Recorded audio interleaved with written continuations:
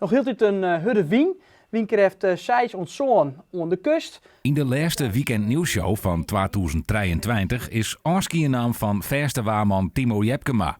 Al 13 jaar wie hij een verste weerde van het programma. Wel een bijzonder gevoel. Natuurlijk een hele mooie periode. Hè? 13 jaar dat je waarman binnen bij de Weekend Nieuwsshow. En ja, dan komt op een gegeven moment dat je zegt van nou, het is nou mooi west. En dat moment dat nou een vaddien. Het is altijd in een vrije tijd natuurlijk en een beetje vrijwilliger.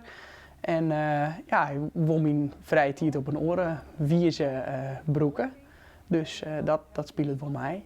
En ja, het versteren van Piet, die het altijd een inspirator en een motivator van mij west had. En me de kneepjes van het waarvak een beetje leerd had. Het lezen van de waarkaarten.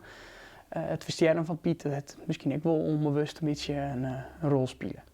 In al die jaren binnen alle waartypen wolrus voorbij kwam. En dan kan net elke versissing altijd hielendal klapje. Nou, het bleef een versissing altijd. Het waar. En dat beziek je altijd mijn heel zorgvuldig hier te doen. Maar ik kan me herinneren dat er een keer een situatie met een heel soort buien. En dat ik zei hier, ja, er is inderdaad wel kans op een buiken. En een snitterke neem ik dat dan. En dat er op dat moment die beetje in Dokkum echt een wieren wolkbreuk vaddie. Dus dat er echt een heel soort delslag voor. En toen weer nog meestal niet Jimmy zijn, hier is toen een snitterke, maar het krijgt even wat meer. Dus dat bleef hij altijd wel bij. Ja, dat weer even, maar het is natuurlijk ook wel zo dat je een hele goede voorspelling doet. En dat je denkt van, oh hé ja, ik hier het wel bij 3 eind. Ik hier het wel goed zien op een waarkaarten.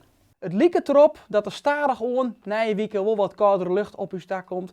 Maar dat is echt nog een beetje koffiedik zoals we dat al zeggen. Elke snu een dwaar bereiden, dat is wel iets wat het missen is. Ik vind het altijd wel heel erg leuk om te doen. En vooral het uitziekje in de waarkaartenmachine, het in de kaarten houden van het waar.